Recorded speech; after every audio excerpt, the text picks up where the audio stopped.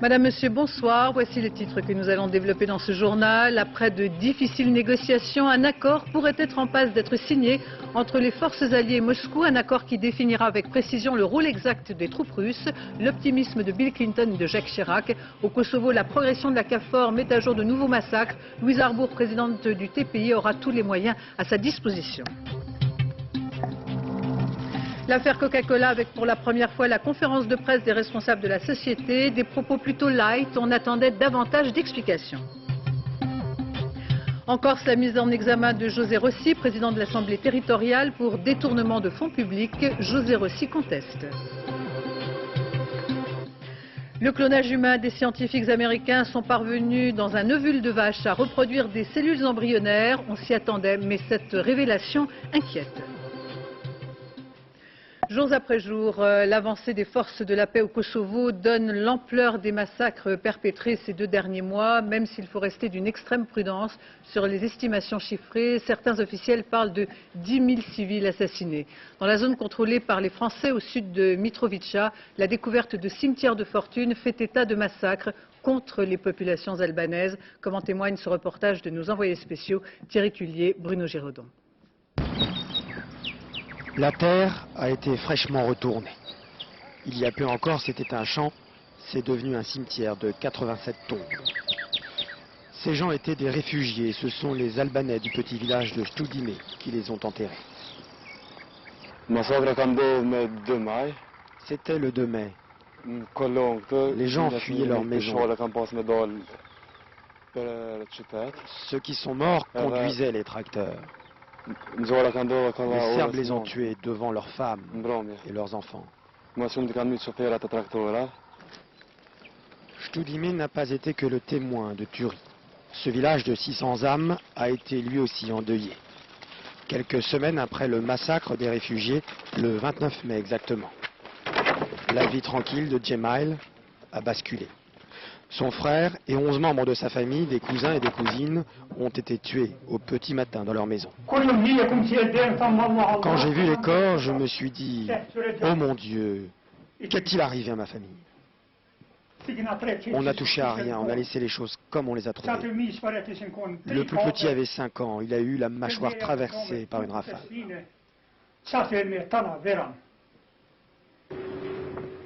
Jemail et des voisins nous diront que les Serbes étaient au nombre de 7, des paramilitaires probablement. Ils ont quitté le village en début de semaine, laissant Jemail à sa vie brisée. Ce que les Serbes ont fait, personne d'autre ne l'a fait. Ils nous ont tués, ils nous ont massacrés.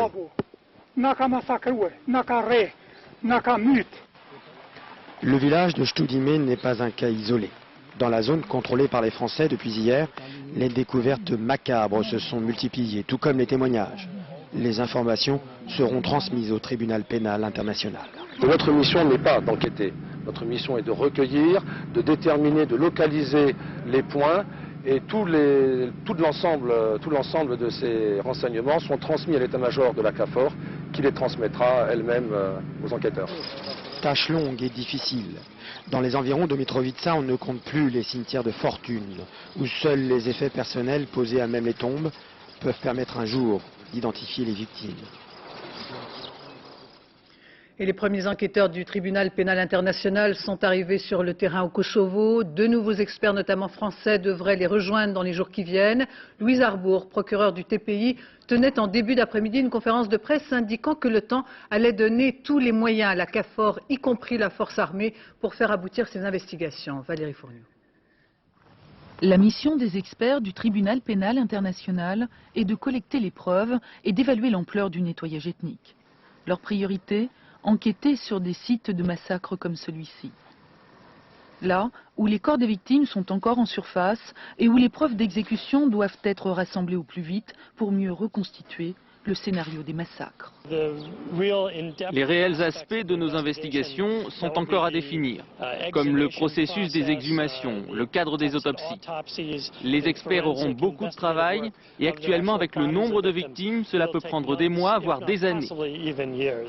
Seuls 10 experts assermentés sont actuellement au Kosovo. Et l'étendue des crimes concernerait 10 000 personnes, selon les forces anglaises. 90 charniers ont été recensés.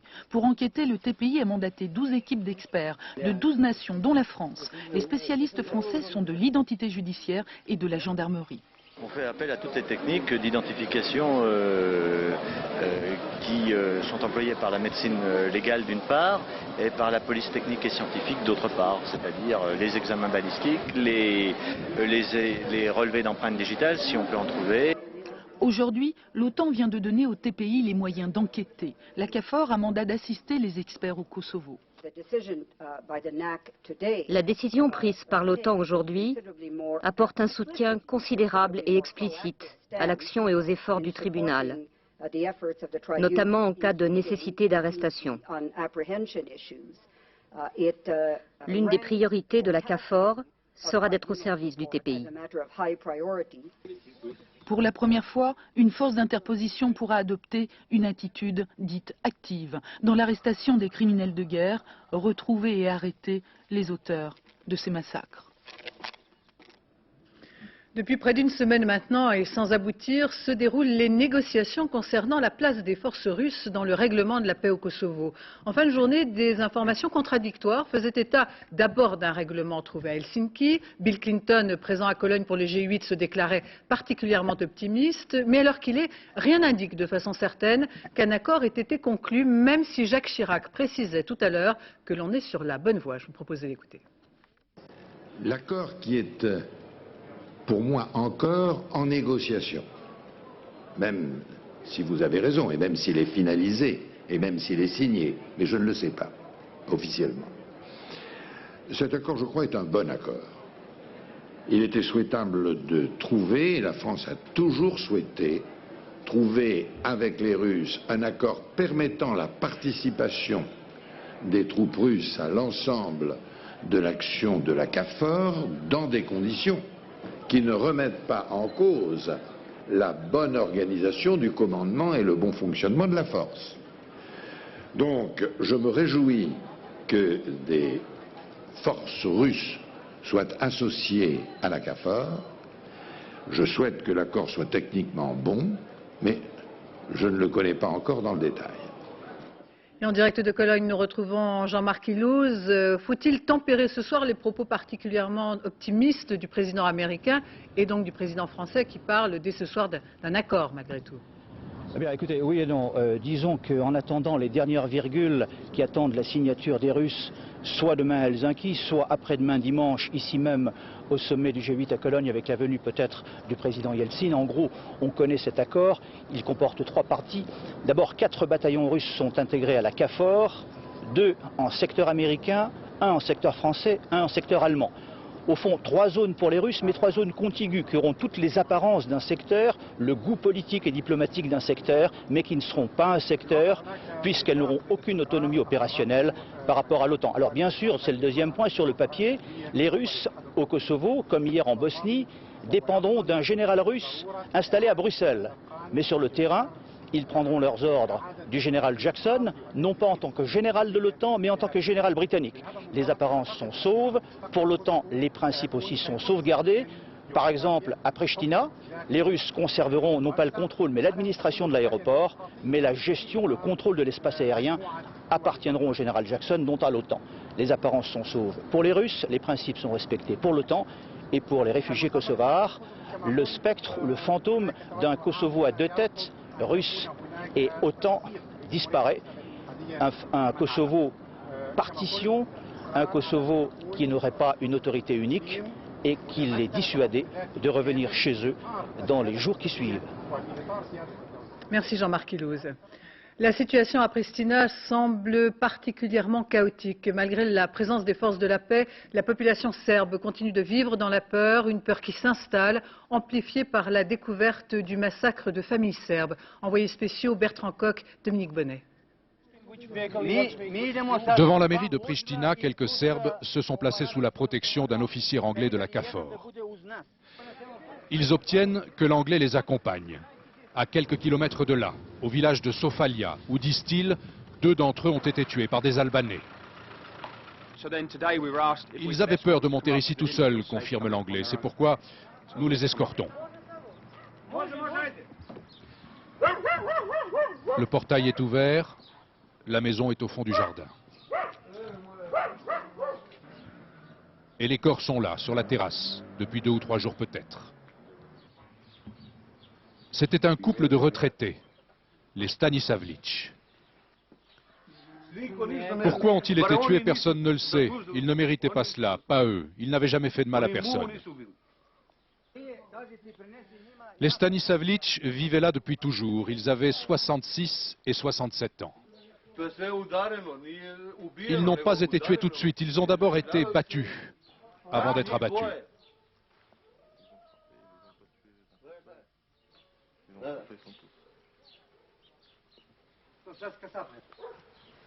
Sans perdre de temps, les corps sont chargés à bord d'une camionnette. La maison est abandonnée. Les Stanisavlitch étaient les derniers Serbes du village. Au cimetière orthodoxe de Pristina, les gitans, qui d'ordinaire font office de fossoyeurs, sont introuvables. Ils ont eu peur des Albanais, disent les Serbes.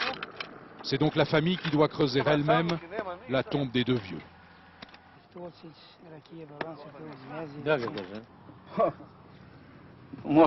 Après cela, si je peux, je crois que je partirai, dit le frère du défunt. Je ne vois vraiment pas qui pourrait assurer notre protection.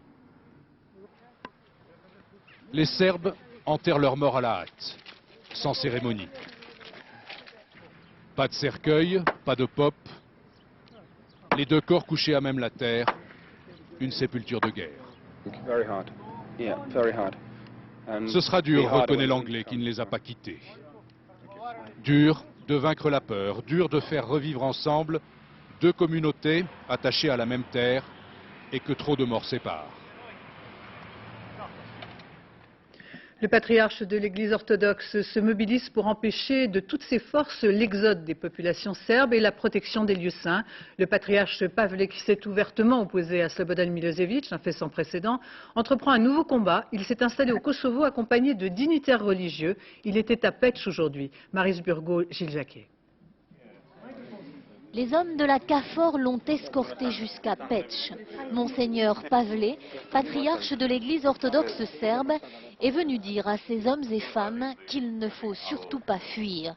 Il faut, leur dit-il, que les Serbes restent au Kosovo, terre sainte de leur religion. Partir serait vraiment un malheur. Mais c'est vrai que rester, c'est aussi un malheur. Ces religieux leur demandent donc une sorte de sacrifice, rester malgré les représailles des hommes de Lučeka qui circulent en ville. 2 représentants de la CAFOR sont là.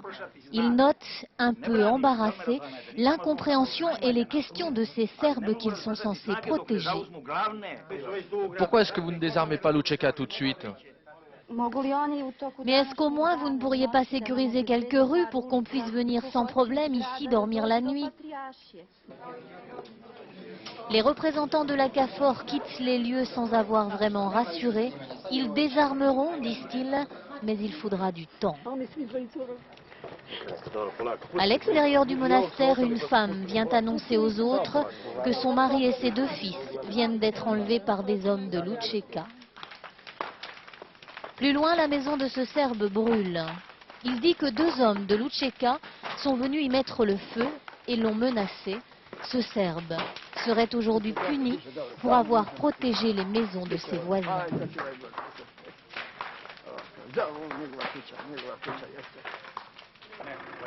Dans le centre-ville, un groupe d'hommes et de femmes reste devant le QG de la CAFOR. Là au moins, Lučeka ne viendra pas les chercher. Ils vivent aujourd'hui ce qu'ont vécu les Albanais il y a 2 mois. Où aller? Je vous demande où aller? J'ai plus de 60 ans. Où aller? Commencer la vie de nouveau? De quoi? Comment? Pendant ce temps, les combattants albanais contrôlent et fouillent tous les passants sur les axes principaux de la ville. Est-ce qu'il est d'accord pour être désarmé par les hommes de la CAFOR? Non. Non. Non. Je ne suis pas d'accord. Nous sommes une armée régulière. Pour l'instant, la CAFOR laisse faire et les convois passent leur chemin. Les combattants de l'armée de libération du Kosovo, malgré la présence des soldats français, ont pris aujourd'hui le contrôle de la petite ville de Sbrika, près de Mitrovica. Les légionnaires du 1er régiment de cavalerie ont assisté à la progression des membres de l'UCK, défilés en plein centre-ville, soutenus par les acclamations de la population. Les forces françaises se sont limitées à calmer les débordements. Le mouvement armé kosovar, qui je vous le rappelle, devrait être démilitarisé. C'était le cas à Prizren, où l'armée de libération du Kosovo, en accord avec les autorités de la CAFOR, ont remis un certain nombre de fusils mitrailleurs, des images qui sont symboliques et qui ne signifient pas pour autant le désarmement total des militants. Selon un accord passé avec le contingent allemand, c'est à minuit que dans cette région, les membres de l'UCK ne pourront plus porter d'armes. Et nous rejoignons en direct de Mitrovica Thierry Tuillier. Les forces françaises installées dans cette zone rencontrent chaque jour apparemment des difficultés, d'abord avec ces manifestations armées de l'UCK. Oui, il faut savoir aussi d'ailleurs que la vallée de la Drenica, où s'est passé l'arrivée des éléments de l'UCK dans ce village est un fief en fait des combattants indépendantistes kosovars. Et c'est vrai aussi que pour le moment, nous disaient les Français, il y a une ambiguïté concernant les textes, les accords de paix. Il n'y est pas prévu pour le moment un désarmement à proprement parler des indépendantistes du l'UCK, mais d'une démilitarisation. C'est pour ça que pour le moment, les alliés, que ce soit d'ailleurs les Britanniques où les Français se contentent de contenir les débordements de l'UCK, et ils ont décidé en tout cas de tenir une attitude très prudente. Merci Thierry Tuillier. Voilà donc pour l'information au Kosovo. La réunion du G7 sans la Russie à Cologne, en présence de Bill Clinton, de Jacques Chirac et d'autres chefs d'État représentant donc les principaux pays industrialisés. Au programme, l'allègement de la dette des pays les plus pauvres, un allègement qui a été décidé. Pascal Golomer, Jean Cornu. Rien de tel qu'une petite marche à pied dans les rues de la vieille ville de Cologne avant d'entamer la première séance de travail, avec une première initiative destinée au tiers-monde. Jacques Chirac et les 6 autres chefs d'État et de gouvernement ont décidé d'alléger la dette des pays pauvres. Pas n'importe lesquels, les 41 classés pays pauvres très endettés. Cet allègement représente un cadeau de 320 milliards de francs, près du quart de la dette totale. Mais les 7 versent également des aides publiques au développement. Et ils ont décidé aujourd'hui d'annuler la dette qu'on leur doit à ce titre, soit 50 milliards de francs. Le montant global du chèque pour la France s'élèvera à 38 milliards de francs. La France qui souhaiterait que ceux qui ont prêté le moins d'argent fassent cette fois davantage d'efforts. Chaque pays, avant de voir sa dette annulée, devra d'abord patienter 6 ans, respecter une sorte de code de bonne conduite économique et budgétaire sous le contrôle du FMI. Des conditions draconiennes dénoncées par des centaines d'associations à travers le monde qui militent pour l'annulation pure et simple de cette dette.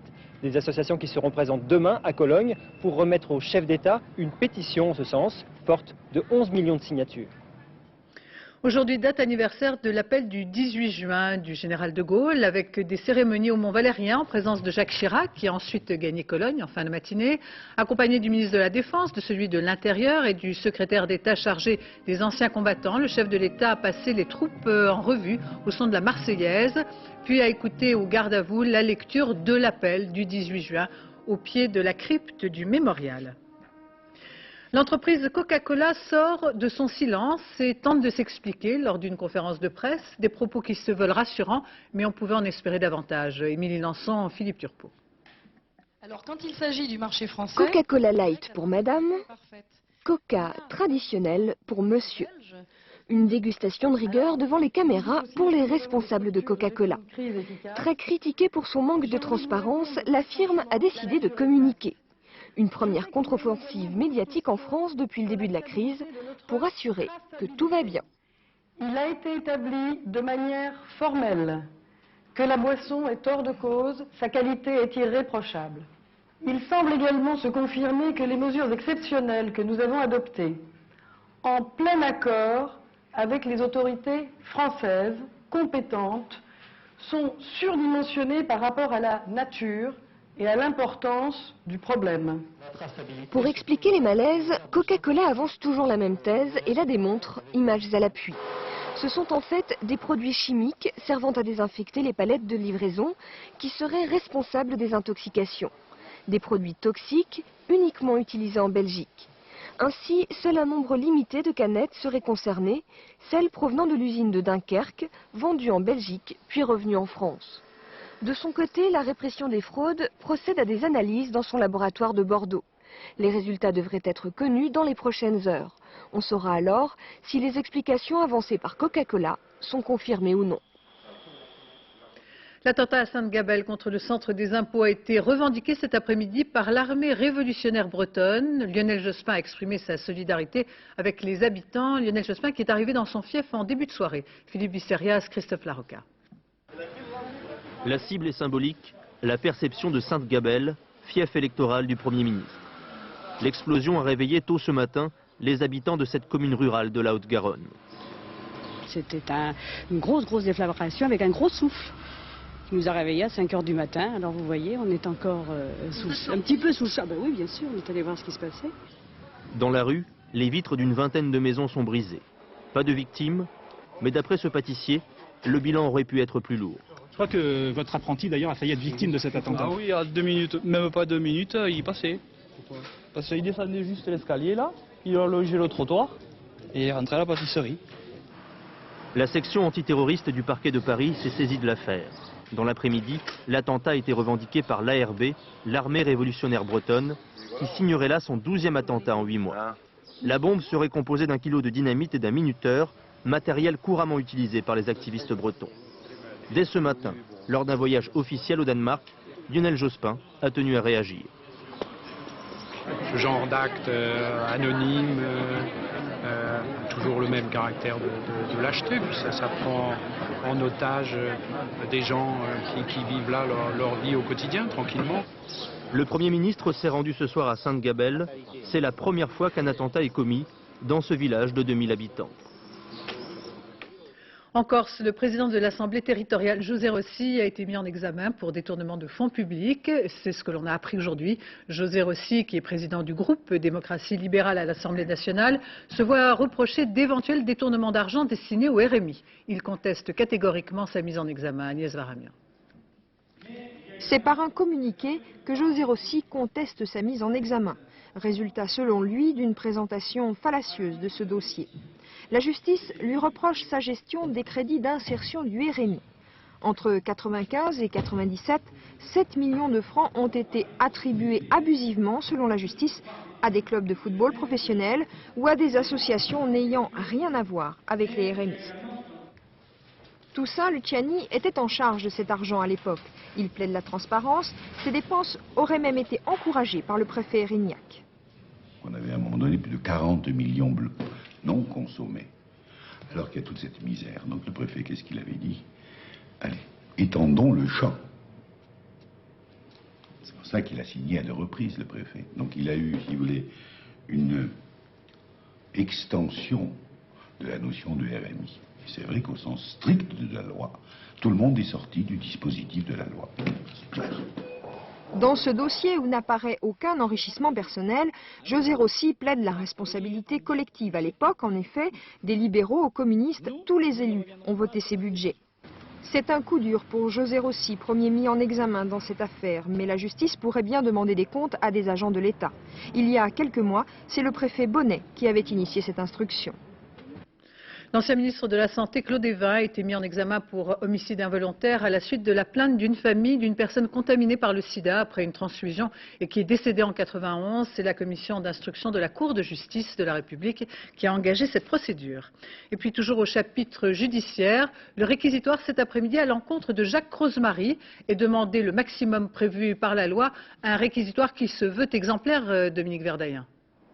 Oui, tout à fait, 5 ans de prison ferme et surtout un mandat de dépôt. Ça veut dire que si le tribunal suit ces réquisitions, eh bien Jacques Rosemary serait arrêté à l'audience le jour du jugement, même s'il fait appel de cette condamnation. Alors 3 choses à retenir de ce réquisitoire. D'abord, la volonté pour l'accusation, par cette sanction exemplaire, de redonner confiance aux donateurs de toutes les associations, Deuxièmement, pour l'accusation, Jacques Rosemary a organisé une machine à piller les fonds de l'Arc.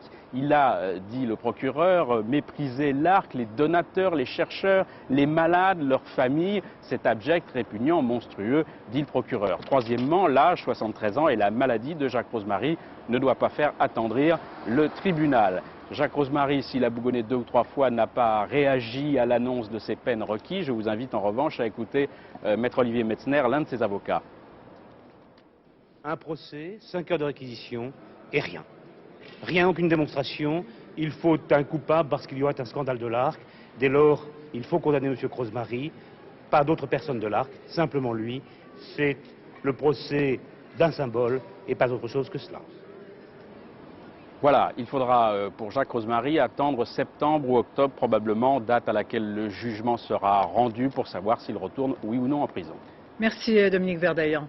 Venons-en à cette affaire dont on risque de reparler dans les jours qui viennent. Une fillette de 9 ans a été violée dans une école primaire près d'Angers. Celui qui est l'auteur présumé n'a que 11 ans. Il aurait été aidé par 5 autres enfants de la même classe. Les parents d'élèves s'étonnent de ne pas avoir été informés de cette tragique histoire. Le point François Privat, Philippe Ritten. C'est dans cette petite cabane en bois, dans une cour d'école, qu'une fillette de 9 ans a été violée durant une récréation. C'était le 7 juin dernier. Ce soir, les faits sont confirmés par le procureur de la République d'Angers. 6 garçons, âgés de 11 ans, élèves d'une classe de perfectionnement, ont été entendus pour viol en réunion et mis en cause à des degrés divers. Dans la petite ville de Longuet-Jumelles, 6500 habitants, les parents d'élèves de cette école publique s'étonnent de ne pas avoir été informés des faits qui remontent à plus de 10 jours. Personne n'a rien dit. Et ça ne vous choque pas? Bah si, déjà, ils veulent cacher quelque chose. Pour moi, ils veulent cacher la vérité, quoi, qu'il y a eu quelque chose de fait qui n'est pas bien, peut-être par rapport à l'établissement. Je l'ai su par mes filles, le midi en déjeunant. Mais autrement, on n'a eu aucune circulaire, on n'a rien, même dans le journal, rien du tout. Rien. Donc aucune information n'a filtré? Non, aucune, non. Informé dès le lendemain des faits, l'inspecteur d'académie a aussitôt saisi la justice. C'est normal que l'information n'ait pas été donnée par l'école, puisqu'à partir du moment où nous avons saisi l'autorité judiciaire, c'est elle qui est responsable de l'enquête et nous n'avons pas à intervenir. Des élèves de l'école et les parents de la petite victime font l'objet d'un suivi psychologique. Choqué, le maire de la ville, Edmond Alfandéry, confirme que l'enquête se déroule dans la plus grande discrétion. J'ai demandé, dès que j'ai appris ces événements, une enquête administrative au ministre de l'Éducation nationale. Et je viens d'ailleurs d'avoir le conseiller de Mme Ségolène Royal au téléphone à l'instant, qui m'a confirmé que l'enquête aurait lieu et qu'elle serait faite dans des délais les plus rapides et avec le plus grand sérieux. L'auteur principal du viol a fait l'objet d'une mesure de placement dans un établissement spécialisé. Les enquêteurs devront également déterminer le degré de responsabilité des enseignants chargés ce jour-là de surveiller la cour de récréation. Et pour sa part, Ségolène Royal, dans un communiqué, se dit profondément bouleversée et indignée. Elle a ordonné une enquête de l'Inspection générale de l'éducation nationale. Et par ailleurs, une cellule d'écoute et de soutien a été mise en place dans l'école. À présent, cette information d'importance, elle nous concerne tous et vient illustrer ce que chacun redoute à l'avenir, une société identique faite de clones à l'image du meilleur des mondes. En effet, le clonage d'un embryon humain à partir d'un ovule d'une vache a été présenté par des scientifiques américains. Jean-Daniel Flézaquier. Cette photo est un événement, c'est celle d'un embryon humain cloné peu de temps après la fécondation. Mais l'histoire n'est pas banale, car celle qui a donné l'ovocyte, c'est une vache. Et le matériel génétique vient d'une cellule de la jambe d'un homme adulte. Comme pour la conception de Dolly, il n'y a pas eu de spermatozoïde. On a remplacé le noyau de l'ovocyte par celui de la cellule adulte et l'embryon a pu commencer à se développer. Le but de la société américaine qui a fait cette manipulation n'est pas de faire des enfants. Ce qui les intéresse, les chercheurs, c'est de surveiller la mise en route de l'embryon, 2, 4, 8, 16, puis des centaines de cellules, jusqu'à un stade précis où cet œuf devient ce que l'on appelle un blastocyste. Et à ce moment, ils vont prélever des cellules souches, des cellules qui sont à l'origine naturellement du développement de divers organes et tissus de l'organisme. Ce qu'ils veulent, c'est récupérer ces cellules, réussir à les cultiver en laboratoire pour pouvoir un jour réparer un cœur, un foie ou des nerfs. Une vraie industrie de la pièce de rechange pour pallier en partie le manque d'organes à transplanter.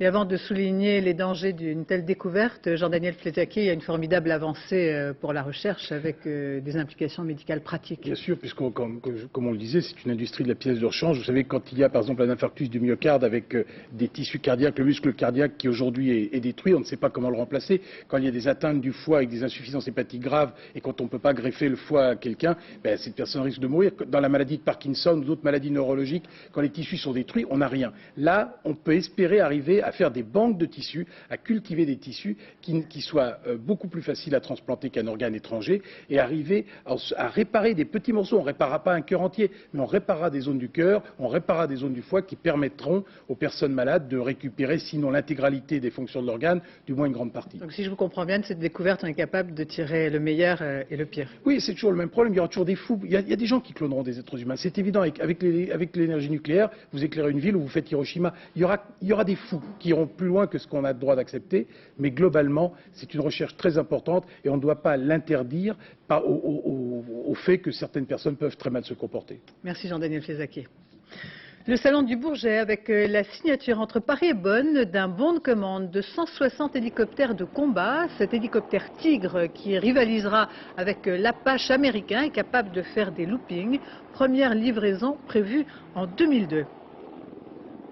Voilà le looping. Cyclisme, c'est toujours la grogne du côté des équipes récusées par la direction du Tour de France. Les équipes TVM et Polti menacent d'attaquer en justice la société du Tour. De son côté, l'équipe ONS a annoncé aujourd'hui qu'elle ne participerait pas au Tour sans son directeur sportif Manolo Sens, pourtant exclu par Jean-Marie Leblanc. Après l'appel du 18 juin dont nous vous parlions dans ce journal, c'est dimanche que la France célébrera le 100e anniversaire de Jean Moulin, mort sous la torture en 1943. Le chef de la résistance intérieure avait, on ne le sait pas toujours, un talent de peintre et de dessinateur. Visite de l'exposition qui lui rend hommage, Daniel Wolfrom, Claude Barnier. Entre ici, Jean Moulin, avec ton terrible cortège. Avec ceux qui sont morts dans les caves sans avoir parlé comme toi. Un des derniers proches de Jean Moulin, c'est lui, son secrétaire. Il était de ceux qui ont organisé en mai 1943, dans cette rue du Four à Paris, la première réunion du Conseil national de la résistance. Vous avez un souvenir de Jean Moulin, amateur d'art, après cette réunion? Ah, tout à fait, pour une raison, c'est que il m'a donc donné rendez-vous dans l'île Saint-Louis. Il y avait une petite galerie qui était tenue par un de ses amis. Jean Moulin, grand amateur d'art, était lui-même un artiste de talent. C'est une des révélations de cette exposition organisée à Montparnasse, dans le musée qui porte son nom. C'est très peu connu, finalement, cette faculté qu'il a de dessiner, tout ça. C'est vrai, c'est peu connu, et pourtant, regardez, quand on regarde les journaux de l'entre-deux-guerres, Gringoire, Jean Thierry, il a publié. Alors, ça appartient à la très bonne époque, c'est 1926, c'est l'époque où il a fait sa première exposition quand il était à Chambéry, où il a inventé son pseudonyme de Romanin pour exposer, puisqu'il était chef de cabinet du préfet à Chambéry. Vous connaissez, M. Cordier, tout ça? Ah oui, bien sûr, oui, ça, les eaux fortes sont connues des gens qui s'intéressent à son œuvre, bien entendu. Jean Moulin, préfet destitué par Vichy, utilisait ses connaissances artistiques comme couverture, ouvrant même une galerie de tableaux à Nice. Parce que ça permettait de lui justifier les voyages qu'il faisait incessants, et en particulier quand il est venu à Paris. L'exposition s'achève avec un panoptique sur la libération de Paris et un symbole, Charles de Gaulle à Notre-Dame. Paris brisé, Paris martyrisé, mais Paris libéré. C'est pour cet instant-là que nous nous sommes battus et que mes camarades sont morts. C'est En Grande-Bretagne, après 3 divorces et un enterrement, comme le titrait la presse anglaise, enfin un mariage, celui du prince Édouard et de Sophie Rhys-Jones, qui sera célébré demain dans la chapelle du château de Windsor, là où s'est rendu dès aujourd'hui notre correspondant Étienne Lénart. On doit à la vérité de reconnaître qu'il n'y avait pas foule cet après-midi autour du château de Windsor. À quelques rares indices, on pouvait deviner que quelque chose se tramait et au hasard des conversations se mettre sur la piste. Il y a les habitués. C'est mon 5e mariage royal, sans doute le dernier, à moins que je vive jusqu'au mariage de William, qui sait. Il y a les convaincus. C'est exactement ce dont la famille royale avait besoin, que les gens s'enthousiasment à nouveau. Et puis les nostalgiques. Depuis la mort de Diana, les gens ne sont plus intéressés. De fait, Édouard, 35 ans, fils cadet de la reine Elisabeth, épouse demain Sophie Willis-Jones, la fille d'un concessionnaire automobile du Kent, roturière, sosie de Diana, conseillère en communication et qui aura su attendre 6 années que son futur prince de Marie se décide. Édouard, présenté comme un jeune homme effacé, ne semble pas attirer les foules. C'est le 4e enfant de la reine, et il n'est que 7e dans l'ordre de succession au trône. Et puis les mariages précédents, même s'ils étaient grandioses, ils se sont tous terminés tristement. On ne s'y trompe pas cependant, si la reine Elisabeth voit, nous dit-on, d'un très bon œil cette union sans faste exagérée mais minutieusement préparée, c'est qu'elle cadre parfaitement avec la ferme volonté de la royauté de dépoussiérer un peu plus l'image de la monarchie britannique. Et la cérémonie sera retransmise en direct à 17h25 demain sur France 2. C'est la fin de ce journal. Je vous en rappelle les principaux titres. Après de difficiles négociations, un accord pourrait être en passe d'être signé entre les forces alliées Moscou. Un accord qui définira avec précision le rôle exact des troupes russes, l'optimisme de Bill Clinton et de Jacques Chirac. Au Kosovo, la progression de la KFOR qui met à jour de nouveaux massacres. Louise Arbour, présidente du TPI, aura tous les moyens à sa disposition. En Corse, la mise en examen de José Rossi, président de l'Assemblée territoriale pour détournement de fonds publics. José Rossi conteste. Dans un instant, la météo, puis le point route, Valérie Maurice. 20h50, Crims, votre série. Minuit 15, le dernier journal, Laurence Ostolazza. Demain à 7h dans Thé ou Café, Catherine Sellac reçoit MC Solar. J'aurai le plaisir de vous retrouver demain dès 13h. Merci de votre attention. Excellente fin de soirée sur France 2.